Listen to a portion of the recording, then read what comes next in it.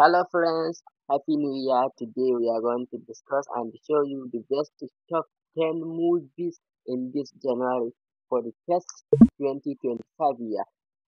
Zafafan fina-finai guda 10 wanda babu sama da su a wannan shekara ta 2025.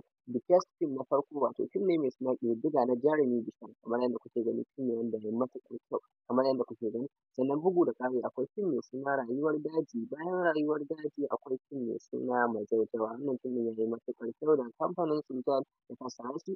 Bayan nan akwai fina-finai masu kyau kamar irin su Shuri na wannan shahararren jarumin wannan ɗan iskan Bos ɗin, za ku ji daɗin shi. Bayan nan akwai fim mai suna Titanic. Duk wanda bai kalli Squid Game ba to ya kamata ka je ka kalli Squid Game in kana so ka ga yanda ake kisa malam ba ji ba gani ta hanyar wasa da gasa, kawai ka je ka kalli wannan fim mai suna Squid Game. Game ne ko in ce fim ne wanda aka tsara shi kamar wasa amma caca ce ake yi ko in ce gasa ce ake yi, wanda ko ya aka samu mistake kawai za a kashe mutum ne ya tafi kuma kenan shi kenan a cikin fim ɗin ba a magana malam. Domin haka fim ɗin yayi matuƙar kyau ku je ku kalle shi. Bayan nan akwai fim mai suna Tagwayen Ƙwari, Tagwayen Gari kai, wannan fim ɗin yayi matuƙar kyau sosai da sosai. Bayan nan akwai Sauya Sauyo na wannan shahararren jarumin ne shi ma ya iya fim ba laifi. Sannan bayan nan muna da fim mai suna Dodo, fim ɗin nan yayi matuƙar kyau sosai da sosai.